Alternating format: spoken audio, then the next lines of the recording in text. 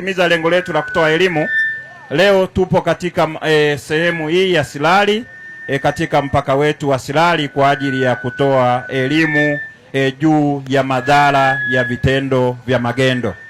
Ndugu mwananchi, unaweza ukajiuliza magendo ni nini?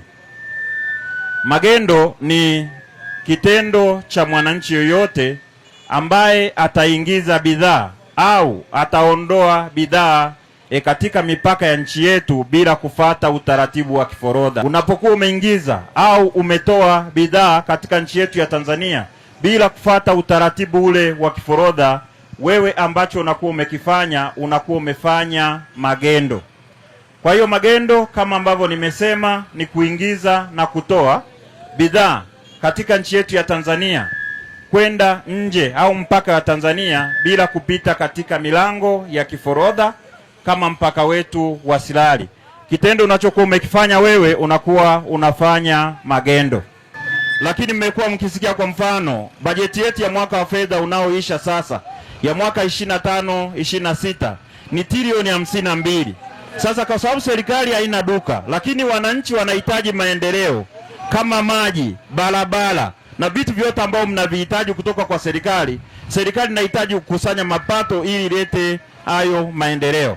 Sasa ukipita mlango ambao sio rasmi, ni kwamba serikali haitakusanya chochote na yale yote ambao wananchi tunahitaji hayataweza kufikiwa. Lakini kitu cha pili ni kwamba unapoingiza bidhaa bila kupita mpaka wa kiforodha, ni kwamba ile bidhaa uliyoingiza wananchi wakiitumia kama ina athari katika afya ya mlaji, tutaweza kupata madhara. Kwa mfano umeingiza juisi au kinywaji lakini hakijathibitishwa kwamba bidhaa hii ni sahihi kwa matumizi ya binadamu, utakapotumia kama mwananchi, kama ina athari, itaweza kuleta athari katika afya yako. Lakini pia swala la magendo alileti ushindani wa kibiashara. Wewe unauza magodoro, umepitia njia rasmi, umelipa ushuru, bei yako haiwezi kulingana na yule aliyetumia njia ya magendo kuingiza, kwa sababu yeye hajalipa kodi. Kwa hiyo utajikuta bidhaa yake iko bei ya chini. Kwa hiyo wananchi wataenda kwenye bei ya chini, yule anayelipa kodi atakuwa na bei ya juu. Kwa hiyo sasa haitakuwa na ushindani. Lakini pia vitendo vya magendo inaweza kuhatarisha usalama wa nchi. Lakini pia chombo cha moto, gari, pikipiki ambayo imebeba ile bidhaa ya magendo ikikamatwa inaweza kataifishwa. Kumbuka pikipiki umeinunua hela, pikipiki yako inakusaidia kuendesha familia. Sasa ikichukuliwa na serikali ni kwamba wewe unafilisika. Lakini pia ukikamatwa umebeba bidhaa ya magendo, ni kwamba utalipa adhabu ya 50% ya kodi ambayo ulijaribu kukwepa pamoja na kodi yenyewe. Kwa hiyo unaweza kaangalia, unaweza ukatumia hata mtaji wako pamoja na faida kuweza kulipa adhabu za serikali, ambacho kitu kinaweza kikapelekea mpaka wewe kufilisika. Sasa hizo ni baadhi ya athari ambazo mtu ambaye anahusika kufanya vitendo vya magendo kupita sehemu ambayo sio sahihi anaweza akakumbana nazo. Sasa Mamlaka ya Mapato Tanzania kwa niaba ya serikali imekuwa ikifanya kazi na watoa taarifa. Lengo la kufanya kazi na watoa taarifa ni kwamba ili ipate taarifa iweze kufuatilia na watu waweze kupita sehemu ambazo ni salama, serikali ikusanye mapato, lakini pia ihakikishe kwamba afya za Watanzania zinaendelea kuwa salama, kwa sababu katika mipaka yetu ya kiforodha kuna taasisi zote ambazo zinahusika katika ufanyaji biashara. Sasa upande wa kutoa bidhaa nje ya Tanzania ni utaratibu ule ule kama wa kuingiza. Unachotakiwa kufanya ni nini? Njoo na gunia lako la mchele, utapata fomu, utajaza fomu ya kuonyesha mchele huu umezalishwa Tanzania. Fomu hiyo itakusaidia unapofika nchini Kenya wasikutoze ushuru.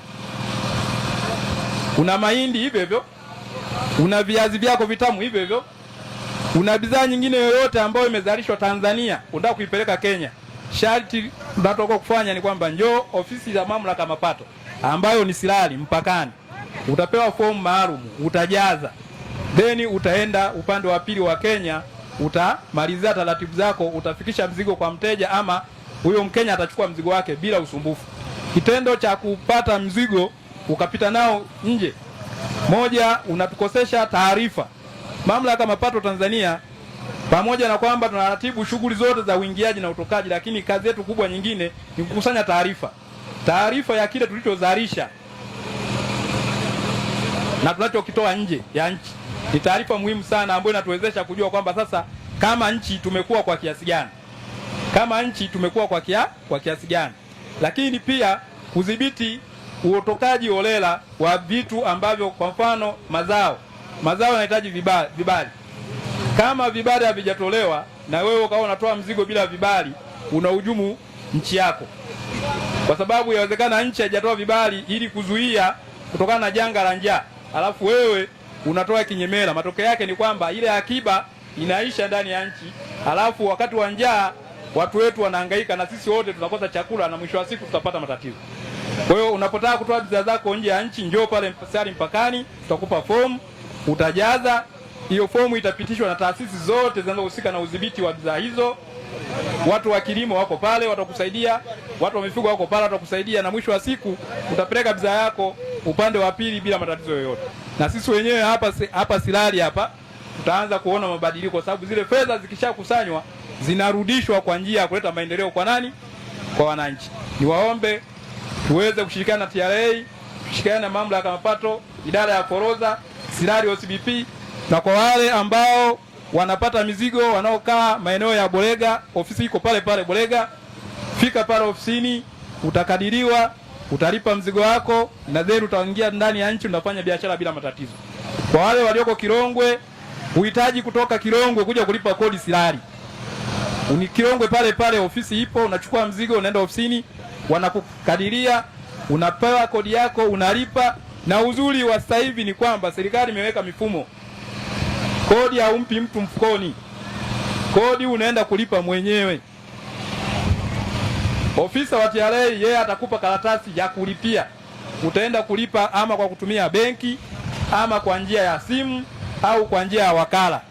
Kwa kodi unapoilipa, unalipa inaenda serikali moja kwa moja, haiendi mfukoni mwa mtu yeyote. Mimi kwa majina naitwa Ibrahim Safari, kwa jina maarufu naitwa Rowasa. Kwanza mmetupa elimu nzuri ya kuja kutuelimisha kuliko kufukuzana. Elimu hii imetufanya tutaelimika, tutakuwa watu wema. Kwa majina naitwa Masunga Zedoni. Ili wewe tuambie bei elekezi, ni mshawishi yule mteja wangu atuchangie mapato, mtujengee hata soko humo. Sasa mtuambie bei elekezi tuelewe. Na msituelimishe wateja wetu ambao wanatuagiza. Sisi hatuna makosa ambao tunaagizwa. Mtupe bei elekezi, tulipe, tupite getini. Hatutaki kuimbizana. Kimbizana mimi naweza nikaanguka hapo nikasababisha taa zangu hizi zikaharibika za pikipiki. Sisi boda ni boda ya kwetu, kama ambavyo maafisa wa TRA mmekuja kutuseminisha sisi, ni tumeona kwanza ni jambo la faraja. Mimi ninapofanya biashara, aidha biashara ya kununua madumu Kenya na masemo sinauza, ushirikiano ukiwepo mzuri hapo, TRA inaingia nalipa kodi. Hiyo simenti mmesemea tutalipia shilingi 8,500, nitakuja nilipe. Unaona? Kwa hiyo serikali itakapoweka uwiano mzuri, pia kutengeneza mahusiano mazuri na wananchi wa Sirari, tutaipa serikali ushirikiano. Kwa hiyo mahusiano yakiwepo mazuri, kodi zitalipwa, lakini isifike kwa mabodaboda au watu wale wadogo, wafanyabiashara wadogo ndio wanaobanwa kulipwa kodi na serikali. Sisi tukifika kule kwenye kituo cha forodha Sirari, kodi napo hata kama ni nchaji atakuwepo, wajaribu kuangalia, je, huyu mtu amekuja yeye mwenyewe na ana mzigo kiasi fulani, ameyari kuja kulipia kodi, basi mimi kama Mtanzania basi ni balansiwe kodi. Jina langu naitwa Morris Wango Meremo. Sisi na serikali tu pamoja, maana sisi ndio Watanzania ambao tunataka tujenge nchi yetu. Taifa letu litajengwa na nani? Na sisi wenyewe. Kwa hiyo uboreshaji wa semina iliyotolewa au elimu iliyotolewa, mimi naona ni elimu nzuri ambayo itatuwezesha angalau tupate mahusiano mazuri. Maoni walioleta maafisa wetu ni mazuri sana. Maoni mazuri sana, isipokuwa kuna vitu vidogo vidogo inatakiwa tulegezee. Tuletea huduma kama hivyo hapa karibu, kwamba mtu ukinunua ufanyeje, unalipia hapa au walete sehemu ya kuuza hizo mbolea.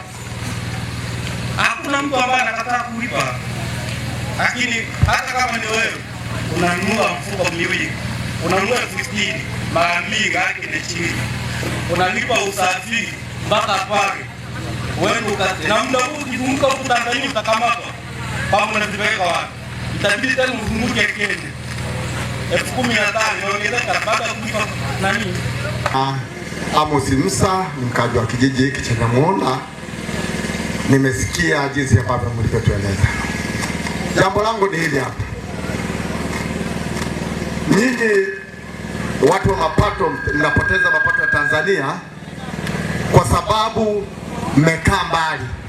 Huu ni mpaka kama Sirari. Huu ni mpaka kama wapi?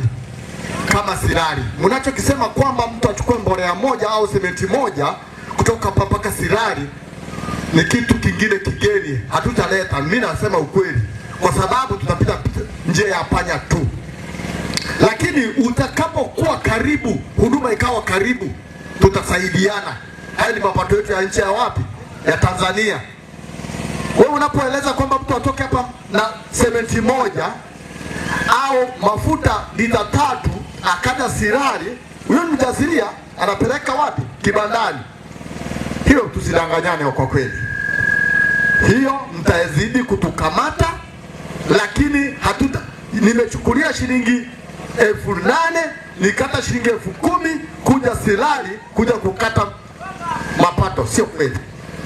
Kwa hiyo ningeliwaomba ya kwamba kama endapo tunahitaji tuweze kudumisha uchumi wetu wa Tanzania, sogea muwe jirani na sisi. Hata zile huduma ndogo, mbona walikuwa wanakata maleseni, mbona wametupunguzia kwenye wajasiriamali wadogo? Kwa nini na nyinyi msijue kwamba kuna wajasiriamali wadogo mkawasogezea huduma kama hizo? Nyanya zinaenda Kenya, mahindi yanaenda Kenya kwenye gunia moja moja. Hatupishani, lakini haziwezi kuja kwamba nikate Sirari nina kagunia kamoja au nusu gunia nipeleke mahindi Kenya. Sio kweli. Kwa majina naitwa Paulo Moti. Mimi niishauri serikali iangalie namna gani ya kupunguza hata vifaa, mfano hata bei ikashuka kidogo, ili wananchi wasisogee kwenda kununua vifaa kwa nchi jirani.